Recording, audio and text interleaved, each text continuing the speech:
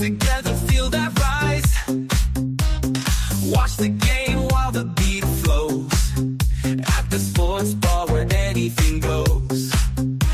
Laughter and joy, we're in the zone. On the swivel at the sports bar. Cheering loud, feeling like a star. Good times, laughter and every score. On the swivel, come back for more.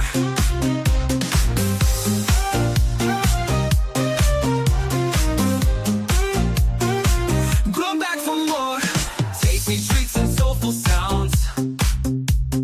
Feel the rhythm is where joy's found. With every cheer we come alive. Come on in, let's thrive and jive. In this moment we find our groove. On the swivel at the sports bar.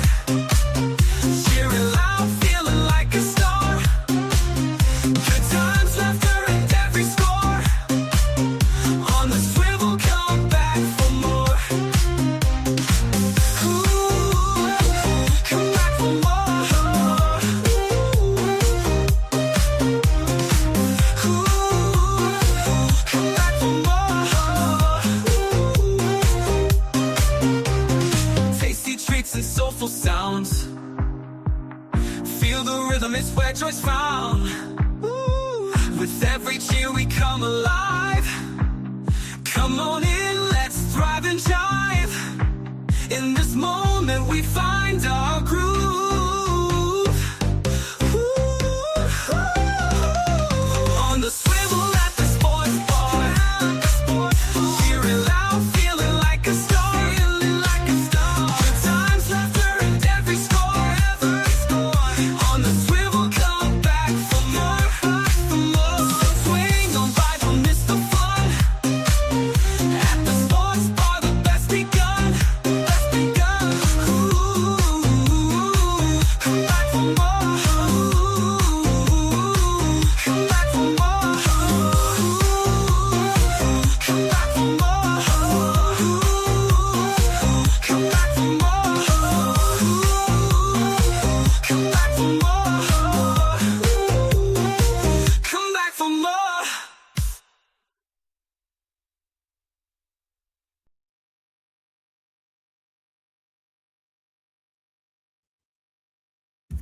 Hey, what's happening? You're on the swivel at the sports bar.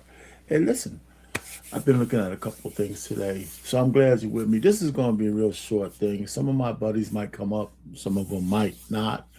That's okay. We're going to just talk a little bit of sports and get through tonight. This is my weekly show.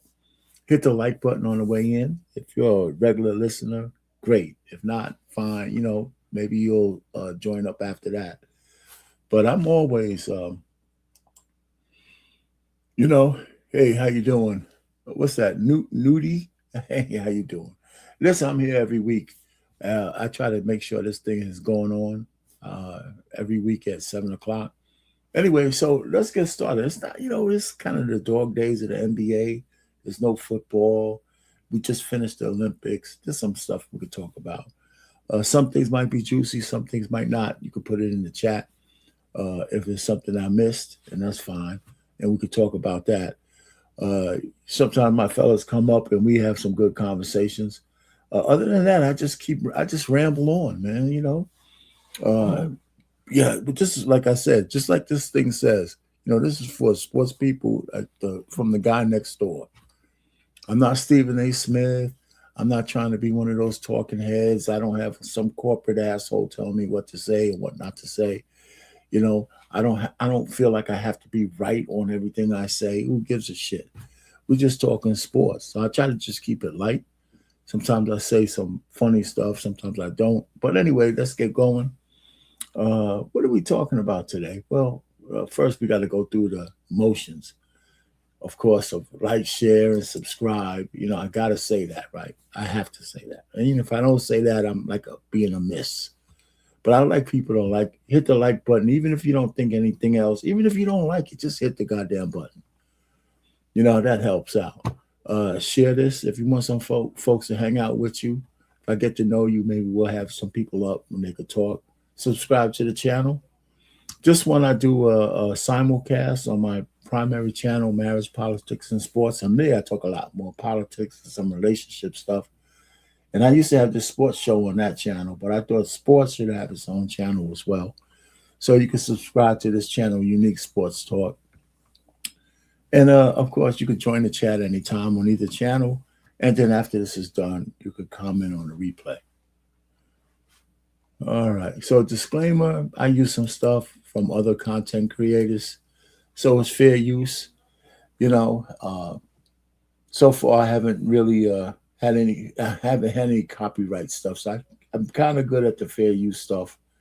And, so there it is. So those things I just need to say. We're at the football off season. So what are we going to talk about with football? Some recent updates. I'm going to just play this clip because you know what? Football never ends. There's always something to talk about. But if there's no games, what else are you going to talk about? So let me just play this clip and we just listen to it together. Here's all the major news you missed during the NFL offseason. Nearly everyone around the league believes that the Dolphins are going to release Tua instead of trading him. What do y'all think? I think it's time for Tua to go, right? I think everybody knows. First of all, I like Tua, but his limitations are clear. They're not going to win anything more than they have won with Tua. They're just not. Right? Everybody knows that, right? Keep up with all the offseason NFL news, make sure you hit that follow button. NFL finally admitted months later that they got the call on this play wrong. They said that Isaiah Likely did make the catch. Ravens got screwed. The Jets Ravens got screwed. We knew it on the play and after the play. So it doesn't matter what the hell the NFL says later on. It doesn't matter now. Plans of using either a franchise tag or transition tag on Breece Hall if they can't come up with an extension with him. The Titans may look to pivot to signing Wan'Dale Robinson if they can't land Alec Pierce. Hold on for a second, everybody.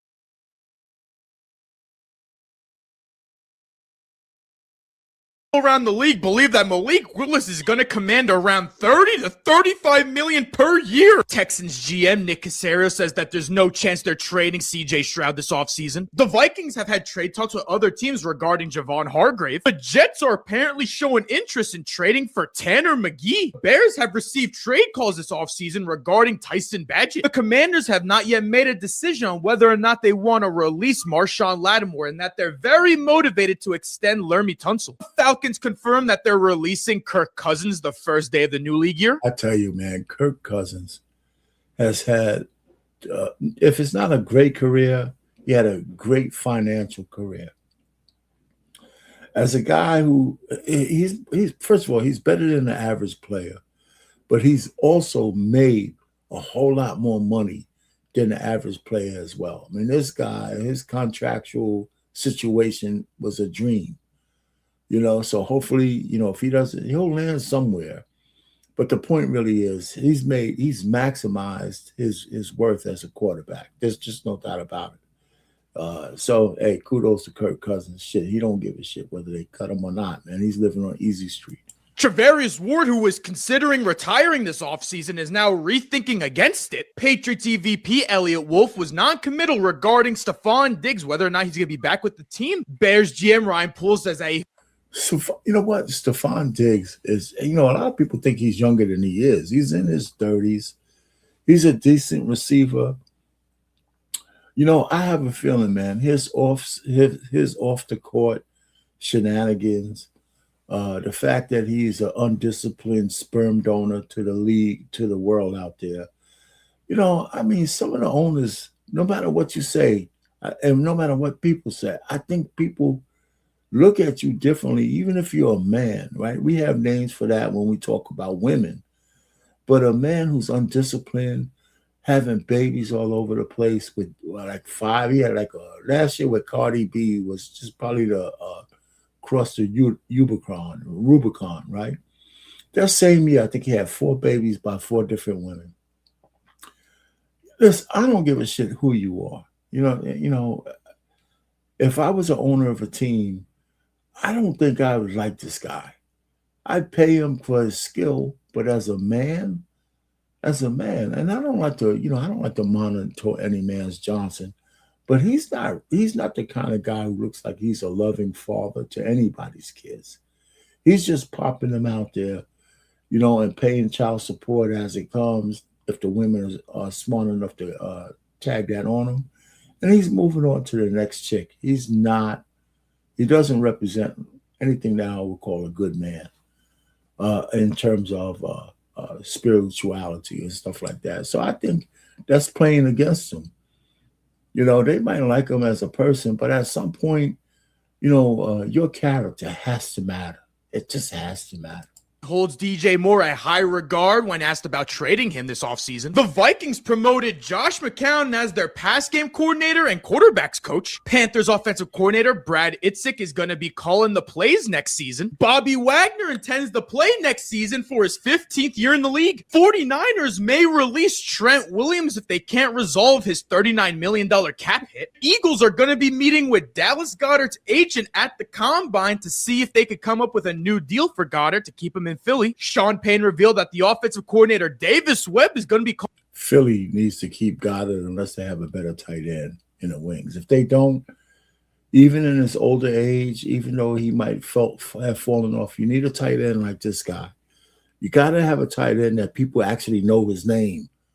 You know what I'm saying? Because when you need him the most, these kind of tight ends are the guys who make the catches that changes games. calling the plays for the Broncos next year. Taylor Decker, who was contemplating retirement, is now going to be returning next season. The Lions are going to be playing in Munich, Germany this next season. The 49ers are bringing back former Vikings GM Kwesi as a personal executive. Odds and Brown has the 5th best odds. All right, so that's the end of that little clip. Let's go back. Here's all the major news you missed during the NFL off. Let me go back to this. All right. Well, let's go to the NBA. All right, so the NBA after the All-Star game, after the All-Star game, we always go into the dog days of the NBA. You're always looking for, into the play-in games and things of that nature. So I don't have much to say other than, I used to do these highlight reels. So that's where we are right now. Let's just do the top 10 highlights. No drama and all that kind of shit. Let's just enjoy the top 10 highlights and, and go from there. 11 games of Hoops on a Tuesday. We got your top 10 right here on NBA.com.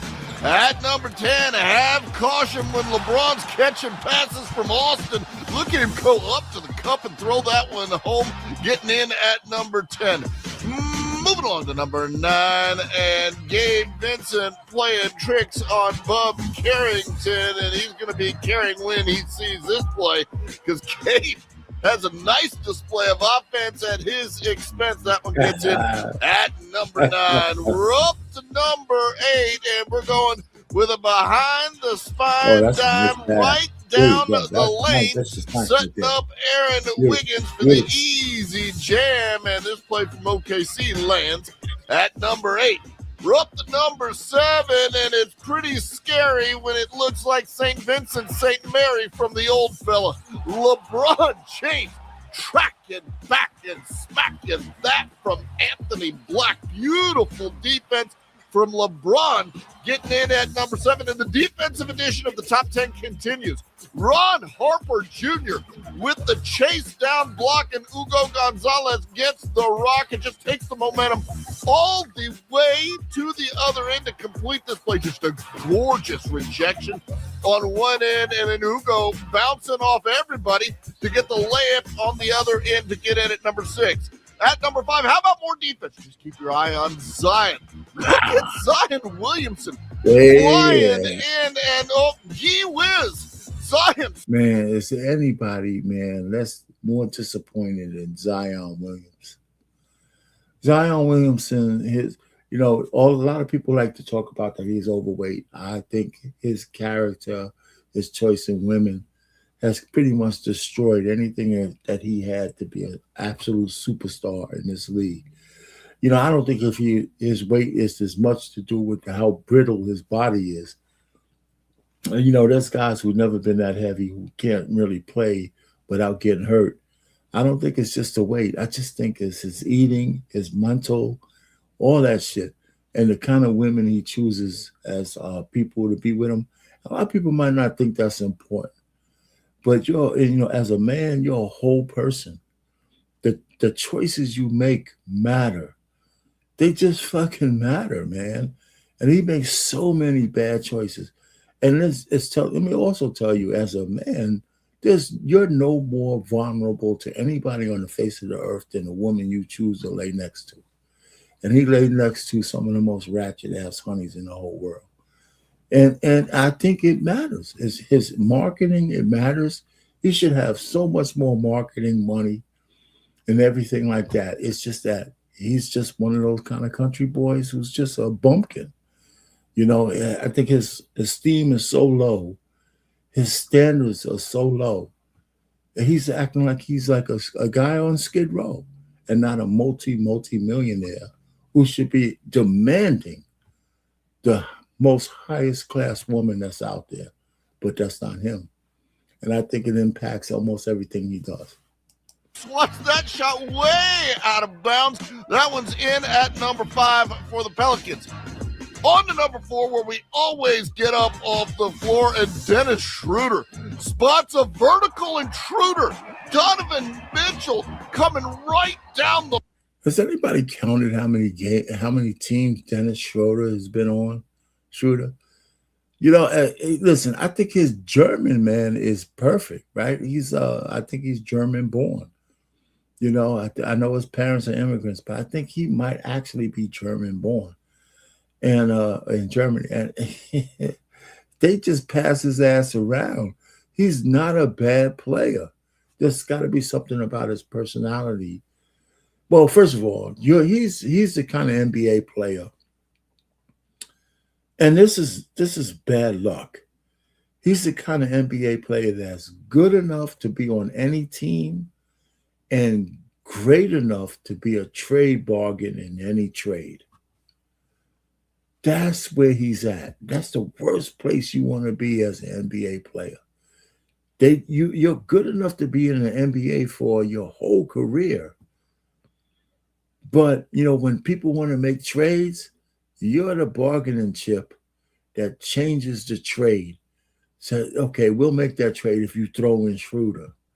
Oh, yeah, we'll make that trade if we show in Schroeder. You'll make that trade. You know what, man? Poor dumb bastard. Because I tell you what, I say poor. He's not poor. He makes money every trade they make. But the point is, like any person, it'd be nice if somebody wants you well enough that they won't get rid of you at the drop of a dime because you sweeten the deal for the next guy. He's the guy that sweetens the deal. And that's a damn shame. You know what? If we go back, he's been in the league for a lot of years. It's not like he's like a rookie or anything. He's one of those journeymen that if he's a rider on a deal, we're going to make that deal because we can use Shrek because he's good enough to be useful on any goddamn team. And so anyway, man, hats off to the brother, man. That's what I say. Hats off to the brother. He's still in the league. Lane to bring the pain and just power punching that one home. Great pass from Schroeder to set up the stuff at number 4. At number 3, let's have some fun.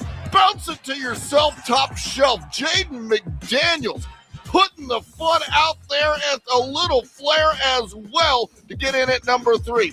We're up to number 2, and Zion back to 100%. You bet as he's racing down the court to crunch that one in. Zion flying in at number 2. But at number 1, Carlo Magdalevich really feeling this one because D'Anthony's melting Carlo as he goes right in for the power punch for the Golden State Warriors to land at number 1 on the NBA.com. Cut it.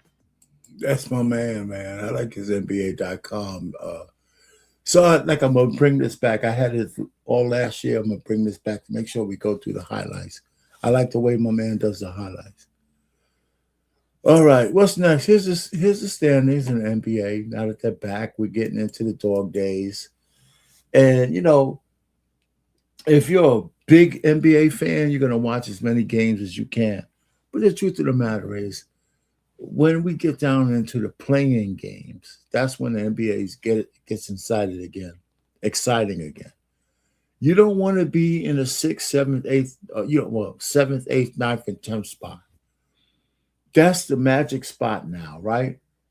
So it's a good thing for the NBA, kind of from the standpoint that you want to be in 6th place. If your team is mediocre, you want to be in 6th place just so you don't have to go through the drudgery of the playing game tournament, right, from 7 to 10, right? And so you look at the Lakers, they're just like 1 or 2 games above the playing game. The Warriors, their team is not like your team of the old, but they're right in the mix. And they could usually win these play-ins. And then if the Warriors win 7th or 8th spot, nobody really wants to play them because of Steph Curry, right? The guy's an ageless wonder.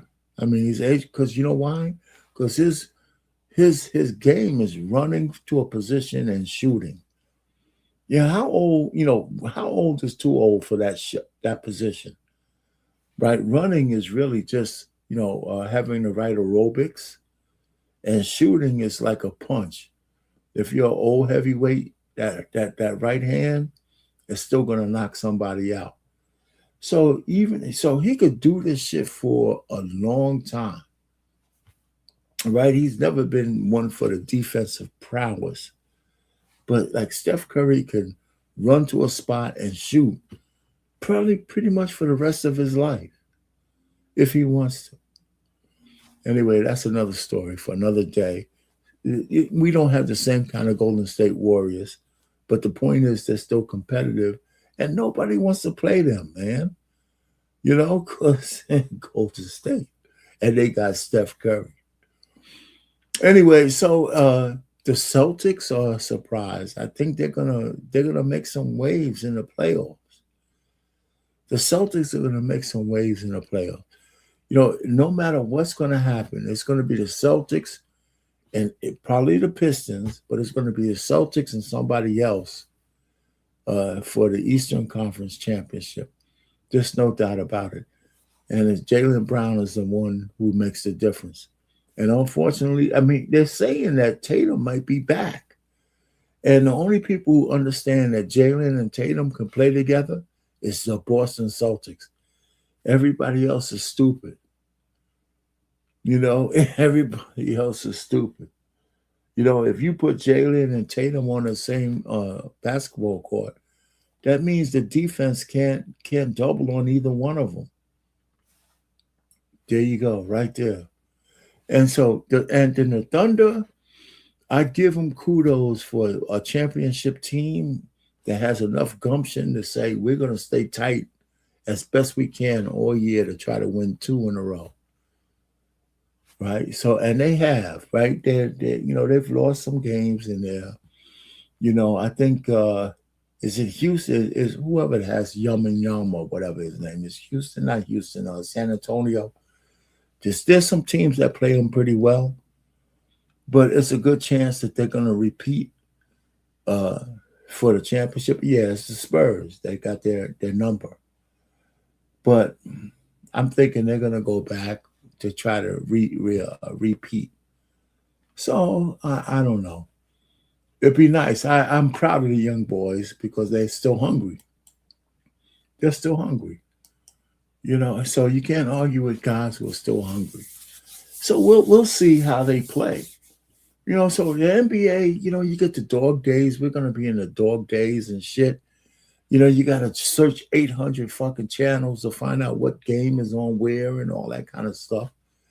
The fact that our big 3-4 is not on TNT anymore, Barkley and, my man, the straight man, and the Mr. Mumbles and Knock Need. You got to go find them on ESPN somewhere to hear what the hell they got to say. And I thought that was, if I could laugh at myself, I thought that was pretty good. That describes them all: Mumbles, straight man, knock knees, and asshole.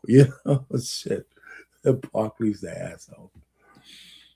So anyway, but I'm just saying, we're gonna get into the dog days, and we're gonna be looking forward to the positioning to see who gets into the playing games.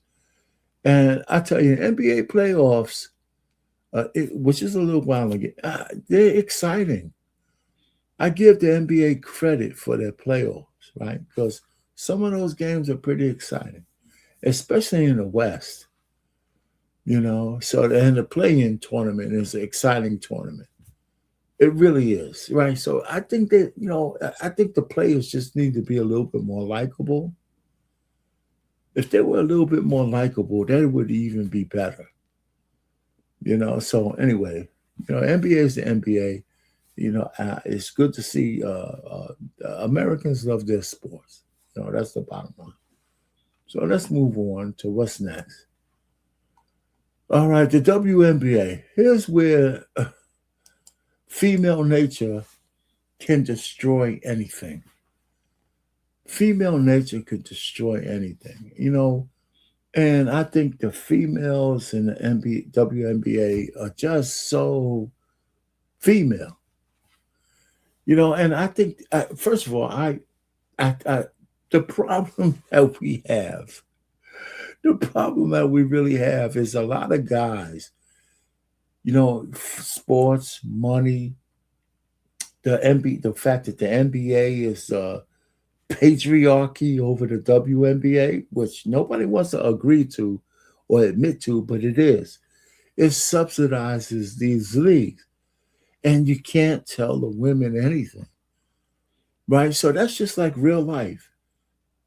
Men, right, in 2026, women tell men to stick it up your ass so much that you can't really tell them, just shut the fuck up and sit down. You can't really tell them that. And so you have to let them crash out and burn all on their own so they could learn something. So you could come back like Kevin Samuels says, I told you so. So anyway, so here's where you're tuning into Black and White Sports on YouTube. The no-holds-barred truth on sports. The main event starts. All right, Black and White Sports. Listen, you know what? Go to Black and White Sports and subscribe to their channel. I'm using their stuff, fair use, fair use, fair use. But these guys are pretty good because they try to stay balanced, and you can feel their pain on the WNBA. But shit needs to be said. These chicks are blowing it big time, and nobody could tell them anything. Supporters, well, I got to be honest. It's kind of wild that the WNBA Players Union and the players are acting like this day would never come, that they would never actually face a deadline because, well, it's February 25th and the season is about, training camp is what, less than 2 months away, around 2 months away? You got 2 expansion teams. You got a draft. You got 2 drafts. You got the expansion draft and the regular draft. You got free agency. Nearly everybody's a free agent. Did the players really think at some point they weren't going to get a sign it or else ultimatum? See what I'm saying? My man, he's telling you what I'm telling you. Listen, I'm a man. I've been married for a long time. And the truth of the matter is, it takes a special, it shouldn't be a special man. It takes just a man who has an awareness of his own nature, and more importantly, having some awareness of female nature to understand how special women really are, and that you have to handle them in the right way, or else they just go off the fucking rails.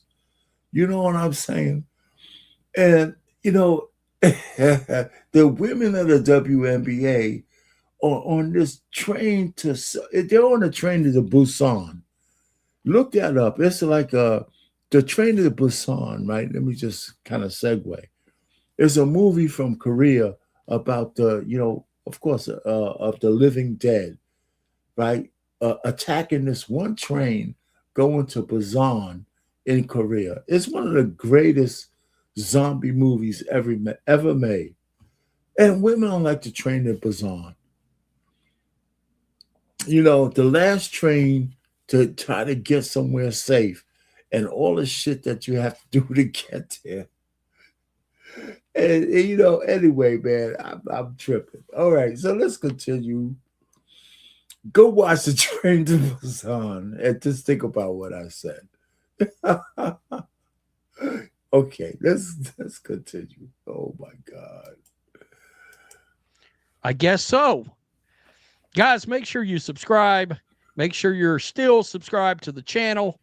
Check out blackwhitenetwork.com for memberships, exclusive content, and merch. You know what? I'm using this content, but subscribe to this channel just like I did. Subscribe to his channel because he has a brother on there too. I don't know if it's like one of those kind of things. It's a white man and a black man, but they get together, man. They have a really, really great channel. So go ahead and subscribe to them about sports. I like them. So I use their stuff. So fair use, fair use, fair use. So we will also get to how does this affect the Indiana Fever specifically? And we'll take a look at that. So here we go. We got Alexa Philippou over on ESPN talking about the players' reaction to the deadline that they were given. Of course, the Adam Silver, Kathy Engelbert got together virtually with about 50 players and slapped them with this big old fat deadline. And you can imagine, I mean, look at the people involved here. Nneka Ogwumike, Natasha Cloud, Brianna Stewart. I mean, of course, their attitudes were going to get foul. Of course they were. Their attitudes are foul when they're in a good mood, evidently. And we've seen pretty obviously they don't know business.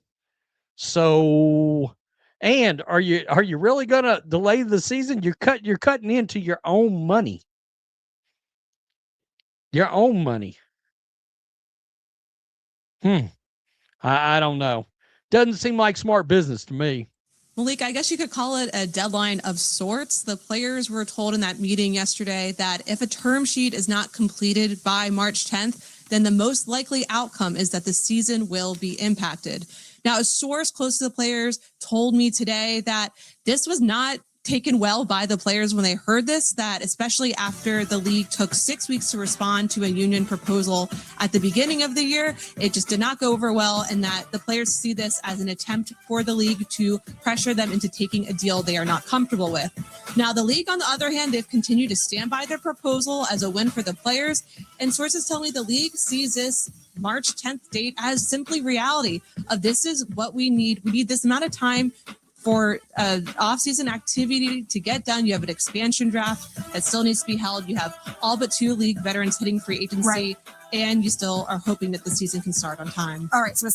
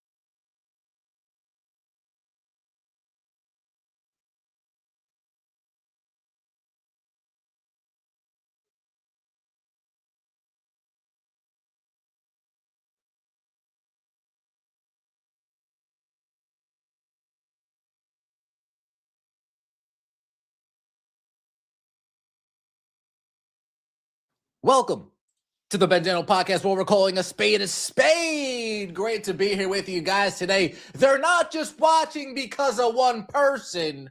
They're watching because of me, too. Well, Miss Reese, are you sure about that? Angel Reese's anticipated return to Unrivaled was a complete flop. Oh, yeah, you hate to see it. Question. You know, Do you think if Caitlin Clark was to participate in Unrivaled, do you think her games would look any? You know what? Yeah, I thank you. I appreciate you coming on, Catellia. I'm an idiot. I had some good shit there. It's going now. I did. You know what? I was coughing, so I put my mic on mute, and I forgot to take it off. It's okay. It's okay. It happens. But anyway, we're back now, so you can hear me. But this guy is talking about the WNBA and the fact that they're blowing it, thinking they could use the rival league as leverage against the WNBA, but it's not happening. It's not happening. It's not working. Anything similar to the rest of the league? Heck no. She'd probably pull in 700,000 viewers. 700,000 at the minimum. That's me lowballing. Me playing it safe. 700,000 just to watch CC play some 3v3 basketball. The other games, just because of the Caitlin Clark effect, they'd probably rise to a little bit over 200K. It's just Caitlin Clark effect. It is what it is. It's the truth. Caitlin Clark's present. Everybody out there, from now on, I'm coughing into the mic. Because if I have to go mute and look like an asshole, I'd rather cough into the mic. Anyway, the bottom line is I'm going to let this guy go because he's pretty good. You could go ahead and subscribe to his channel. He really follows the WNBA really closely. Makes everything else grow. A rising tide lifts all boats, and she is that tide. So when I tell you Angel Reese's return was a fail, it was a fail. Let's get right into it. Please like the video. Let me know your thoughts in the comment section below and subscribe to the channel. That would mean so much to me. Angel Reese's return, Friday, February 20th, 2026. Hive versus Rose, 40,000 viewers in the advertising demographic, 18 to 49, and 130,000 viewers on TNT. 130,000 viewers on TNT. Yikes. This is no bueno. Let's take a look at another one of the Rose's numbers before Angel Reese showed up. Rose versus Lunar Owls, the same 18 to 49 demographic, the same 40,000 viewers. So we didn't even improve on the advertising side of things.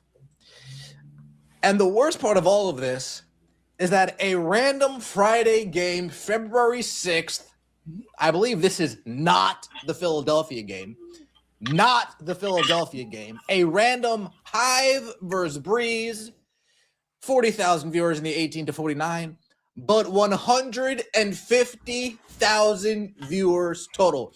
Angel Reese's return game couldn't even do better than a random Friday night game between the Hive and the Breeze. Oh, no. Well, you know what? So you get the point. This guy really clocks it, really well. He follows all these intricacies of the WNBA. And the truth of the matter is, Unrivaled is not going to be a safe haven for the WNBA to use it as leverage against, not the WNBA, but some of the players in the WNBA. You're not going to be able to use Unrivaled to get the million and billionaires in the WNBA to change what they want to do. It's not going to work. It's just not going to work. Hey, what's going on, daughter? Anyway, so the bottom line is it is what it is. You know, it is.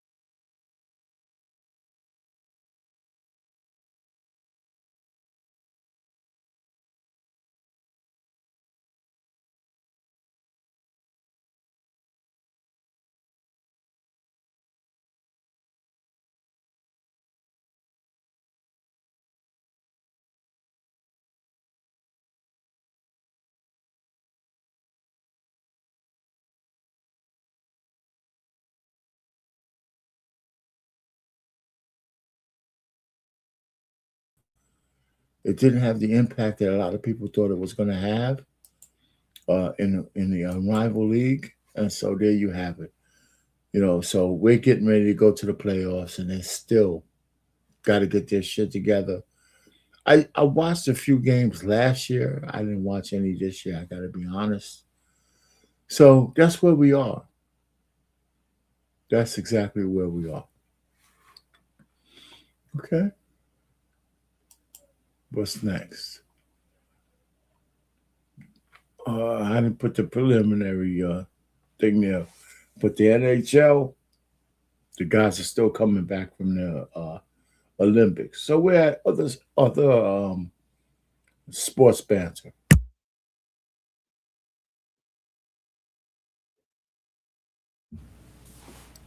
So what's new that we should know about? So as most of you know, we've just come through the Olympics. Okay, and here's the final medal tally where the United States fit. Okay, so we didn't win the most medals this year. In the Winter Olympics, it's always close. In the Summer Olympics, we win a lot more medals. But in the Winter Olympics, you know, some of the other teams are more equipped for winter sports. So when an American wins an Olympic gold in the winter, it's really special. It's really special. When an American wins a gold or a team wins a gold in the Winter Olympics, it's not as expected as it is in the summer. It really isn't, you know? And so you got to give them some kudos, more kudos for Winter Olympics than others. So here we go. Let's see what the deal is. So this is the winner total count, but let's look at, for a change, the American Hockey League for men and women. They both won gold. And you got to give them credit for that. They both won gold. The men, this is the first gold medal for the team since 1980. Since 1980, and we're going to come back to that on the next slide. But since 1980, the American men team hasn't won a gold. And so now they have. And that's fantastic. I think it's fantastic. I hope you guys think it's fantastic too. And then for the American women's team, they've won 3 medals, 98, 2018. I said 2918. Well, if America's still here in 2918, we'll be doing really good. But 2018 and 2026. You know, kudos to the honeys. You know, kudos to the women. You know, they won. And then, of course, our girl, Alicia Liu, right? Again, she won the gold in figure skating, which hasn't happened since for 24 years. So these gold medals are kind of historic. You know, they're not just regular gold medals. It's been a long time. You know, except for the female hockey team, which is pretty damn good. If they won 3, you know, if they won 2 in the last from 2018 and 2026, that's not bad. That's not bad. So they're good. So people are putting money and into the hockey team. You know, because I don't see female hockey anywhere that much. So somewhere they got to be practicing and playing and staying on top of their game. So when they get to the Olympics, they can actually win a medal. So obviously there's a female hockey league that pretty much I'm not a hockey fan. I don't know nothing about. But these women have to be sharp to be able to win the gold. Okay? So kudos to them. So what's next? So Stephen A. Smith talks about the president giving the Medal of Freedom to one of the male hockey players as a goalie. And I'm saying, shit, man, this is pretty good because I saw the presidential State of the Union address, but I'm crossing over for sports because Stephen A. Smith is talking about the Medal of Honor as to whether a person who is on a sports team actually deserves one. So let's go ahead and listen. Give a Medal of Freedom award, an honor rather, to Mr. Connor Hellebuck, the goalie for Team USA. That was nothing short of spectacular in the gold medal game against Canada. He stopped 41 shots out of 42. And even though Canada outshot the Americans 42-28, his .976 save percentage in the final just basically proved that without him, the U.S. likely doesn't win the gold. And when I think people don't realize how many shots were put on the goal that he had to stop in order to win this game. It's nothing short of absolutely phenomenal. Not celebrating Team USA the way that we are at this particular moment in time. He finished with a 1.18 goals against average and a .956 save percentage in the tournament, saving 131 of 137 shots. This is the National Hockey League's reigning league MVP. A 3-time trophy winner for the NHL's top goalie award, including the last 2 such awards. This is the same guy that played in the Four Nations face-off last year, but was maligned because they lost the title game, and that conjured up some past criticisms from his NHL career, claiming he doesn't play his best when the pressure is turned up in the playoffs, but he overcame that. And obviously, it all culminated in a gold medal, or at least one would think, but then he shows up to the Capitol last night, and he's awarded with the Presidential Medal of Freedom. And President Trump highlighted how he wouldn't have given it to him if any of the players had stood up and questioned whether or not he deserved it. But every single player that showed up in attendance were of the mindset that he absolutely positively deserved it. And that's why he ended up getting the Presidential Medal of Freedom. So I said, let me look it up to remind myself what the hell this award is for. Okay, because I'm sitting there saying, Presidential Medal of Freedom, wait a minute, how that happened? And obviously, for those of you who didn't know, the Presidential Medal of Freedom is the highest civilian honor in the United States. It's awarded by the president to recognize exceptional contributions to the nation or to. I want to stop it there. Do you guys think that winning a gold medal and honoring the United States is an exception contribution to the nation? I do. Just on that one criteria alone, I do. Not like those assholes who shit on America in the beginning of the Olympics. Those 2 men and that 1 woman who shit on our country and still try to say they were representing America. To hell with those fucking people. I'm sorry for my language, but I got to say that. This guy didn't say anything like that. So he's getting a medal of honor because of not only his exceptional play, it's because he represented our country. and he didn't put politics in the middle of it. Humanity. The medal honors individuals who have made extraordinary and lasting contributions in one or more of the following areas: national interest, culture and arts, science, medicine and technology, civil rights and social justice, humanitarian and global impact, okay? And who can receive it? U.S. citizens and non-citizens. It's awarded at the president's discretion, often given to civilians, but military personnel can receive it if for non-combat contributions. Military officials get it for the Medal of Honor. This is the Presidential Medal of Freedom. Looking up further, I said, well, who the hell has won this award in the past? I want to know. I want to know. Then I saw dudes like Babe Ruth, Muhammad Ali, Michael Jeffrey Jordan, Tiger Woods, Billie Jean King, Simone Biles, and others. And so let me not forget Michael Jordan, Bill Russell, Magic Johnson, Jerry West, Bob Cousy. I already mentioned Tiger Woods, Arnold Palmer, Jack Nicklaus, Nika Sorenstam, Gary Player.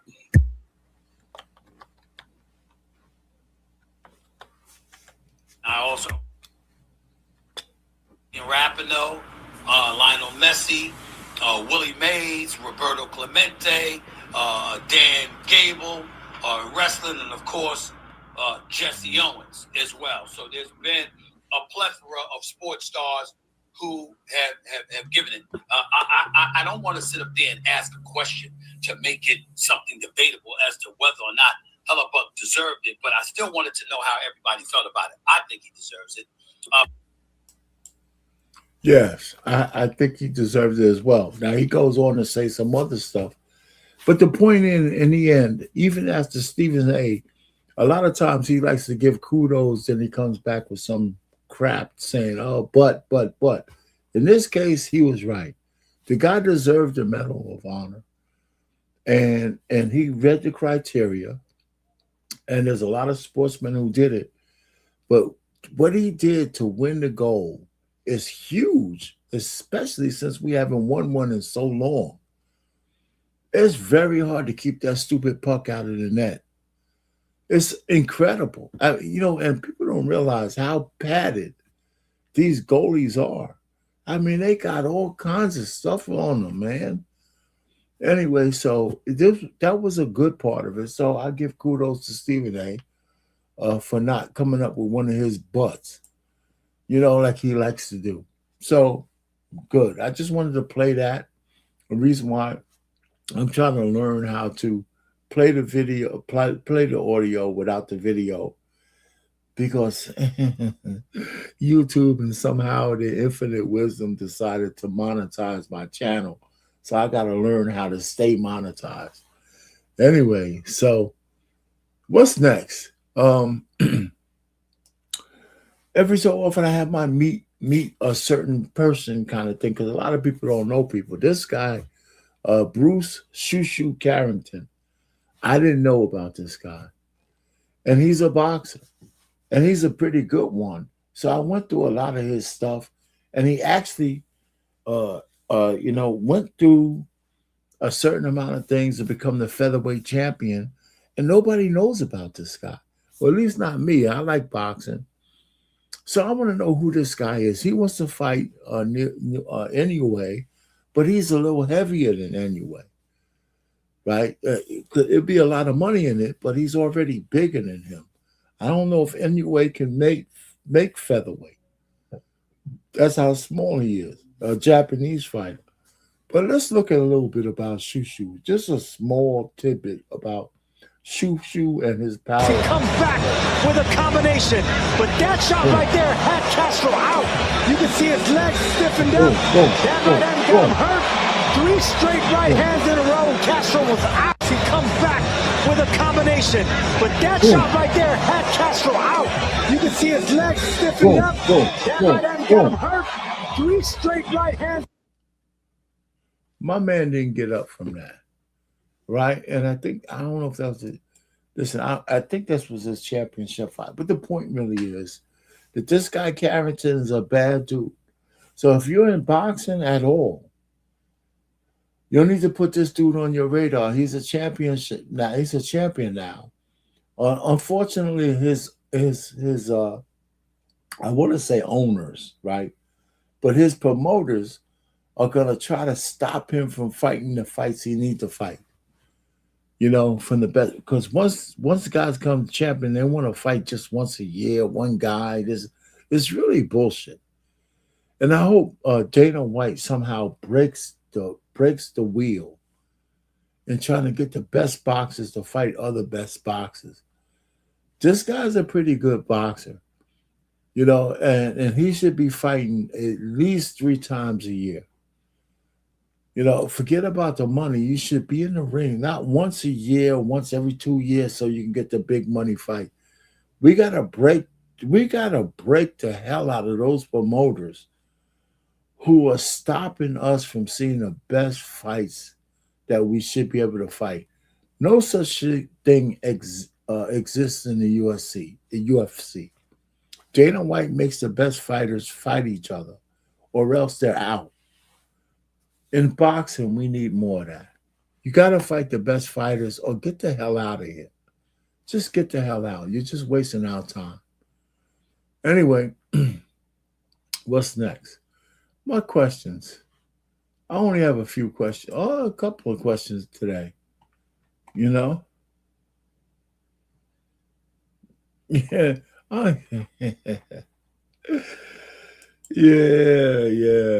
Somehow, man.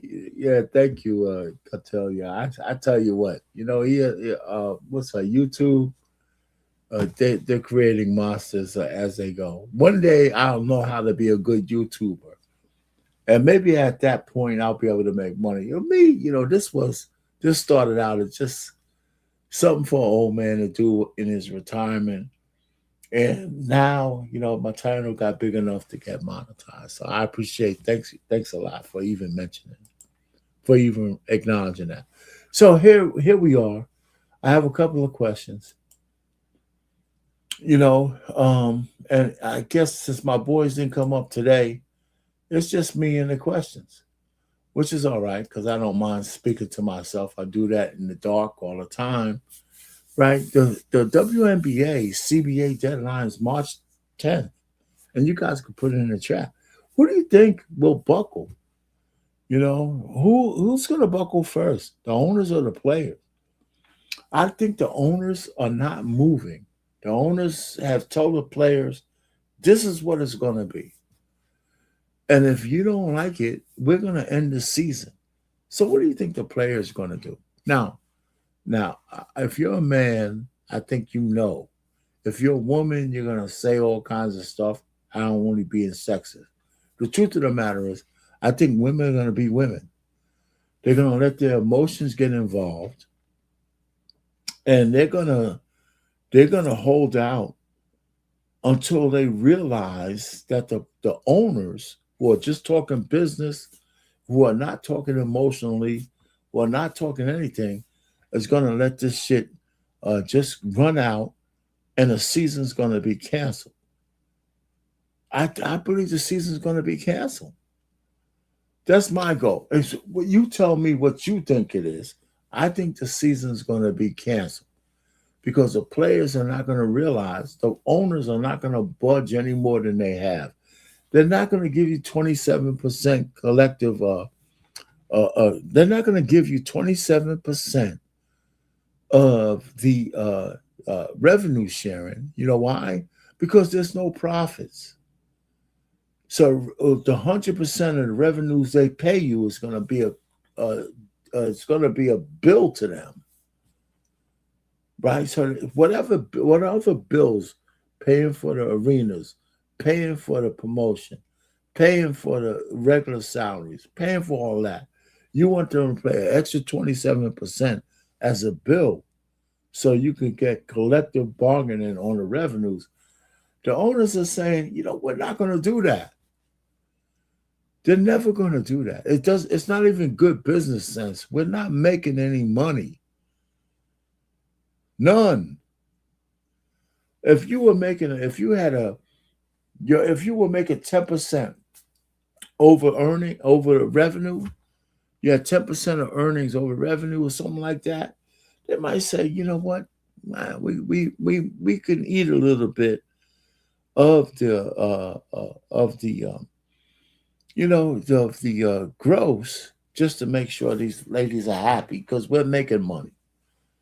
It's, in the end, we're still making money, but there's not that they're in a deficit. And I think the emotions and the crazy ass women who are running the WNBA Players Association, I think they don't have. I think they're blinded. I really feel sorry for females in this kind of situation, because I think they really can't see what's going on. I really don't. Okay, so the next one. Do you think the Unrivaled League gives the women leverage against the WNBA? Well, I think they thought it would, but it's not playing out that way. The Unrivaled League may be going to fold next year. Some people threw up a whole bunch of money, but it's not working. The ratings are down on all the games.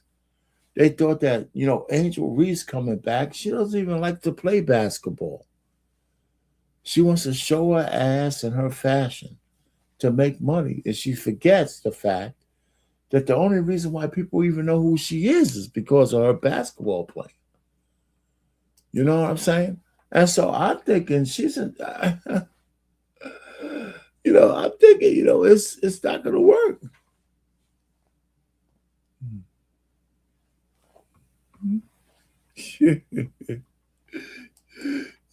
All I'm trying to say is, listen, I think the women, as much as, I think it's so crazy because a lot of men get a bad rap. Most men I know, we love the hell out of women, okay? And the fact that y'all have a certain amount of autonomy and power, a lot of us sit back and watch you guys, don't put the order to the chaos that you need to really get through. Some do, some don't. But the women of the WNBA are just, most of them are just hyenas. I hate to say it. You can't speak to them rationally, or else they wouldn't be in the position that they're in right now. I'm serious. Because better heads are not prevailing. At some point, better heads have to prevail. If on a man's side, right, a guy steps on your shoes, you got your boys, he got his boys, he puts a black mark on your white shoes, and all of a sudden you're going to get into a gunfight. Right? Because just both sides are assholes, and you want to show how much testosterone each one of y'all have. So people are starting to lose their life over somebody stepping on somebody's shoe. That's the equivalent. That's the equivalent. Right? Because, better heads are not prevailing. Listen, women, you want to keep the WNBA going, even if it's not for you, but for the future, because at some point, with the right set of women and the right situation, you might actually start making a profit. Caitlin Clark, I should say, was even if she ain't it, she showed you the possibilities of what it might look like, and you guys rejected it. You guys rejected it. You're trying to hurt this woman. Y'all hated this woman. Y'all have people coming out, and she had more eyes on all the games than any woman in the WNBA, white or black, in the past. And y'all rejected it because y'all stupid. Stupid. And if they cancel the WNBA because of women being stupid, shame on you. Shame on you. So I'm going to see if the owners buckle or if the players buckle. And I have a feeling the owners are going to let you guys swim in your own shit. That's what I think. That's what I think. I could be wrong. I could be wrong. But, so that's my sports commentary, because I can't fix it. I can only talk about it. If I'm wrong, throw something in the chat after on replay and all that kind of stuff, you WNBA lovers out there, the one or two of you that still exist. You know what I'm saying? And so that's it. So what else do I got? Boxing. Again, you know, I didn't update this list, but my man Ryan Garcia won his fight. That was the last one on the list. He won his fight unanimously on the 21st of Feb. So then I'm gonna update this list for next week and all that kind of stuff. And so we're gonna move on. Again, so you saw this chart before. Hit the like button. You know, I mean, there was a little blank spot in there when I was stupidly on mute, but just know what was going on. Share the link, subscribe. I'll be back here next week on Wednesday, and I promise not to have a mute button on, so you might not hear me. So subscribe to the channel. This one, Unique Sports Talk. Subscribe to this channel, or Marriage, Politics, and Sports. That was the one I originally started. That's my main channel, because I was talking about all these things. I have some relationship stuff on there. I got songs on there. I got women speaking on. I got everything on Marriage, Politics, and Sports. But I wanted to move the sports channel to its own category, even though I share it back on MPS. Join the chat, and whenever you can. I'll be back here next Wednesday at 7 for season 3, episode 12, and comment, you know, in the comment box if you're looking at this on replay. And that's pretty much it. Of course, fair use for everybody. I use your content. I always do that. It seems like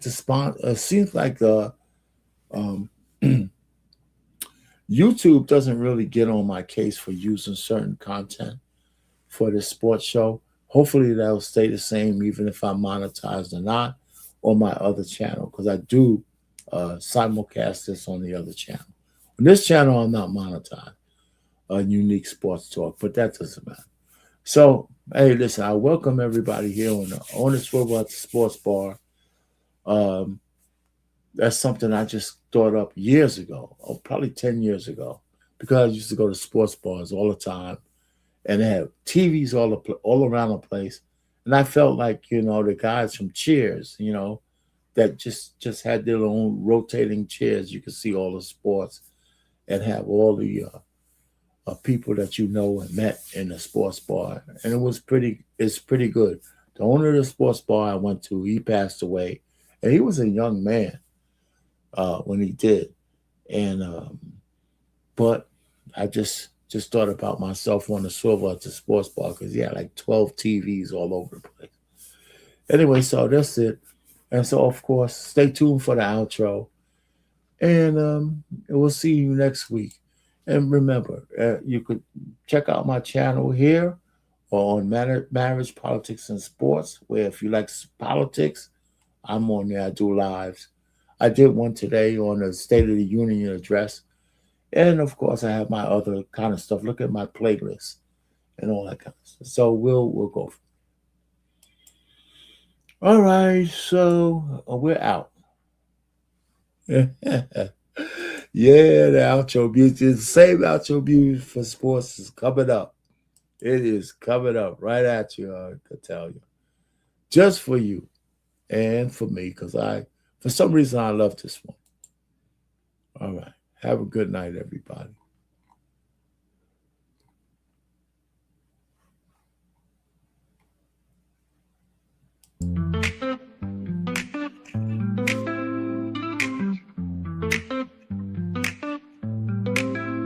Grab your friends, it's time to play. Join the fun, we're here all day. Watch the game with drinks in hand. On the swivel, let's take a stand. On the edge of our seats, we live for the thrill. In this moment together, we're feeling the chill. So here's to the laughter as we gaze at the stars. We say goodnight from the swivel at the sports bar. In the flicker of the screens where our spirits ignite, let's cherish time as we fade into light.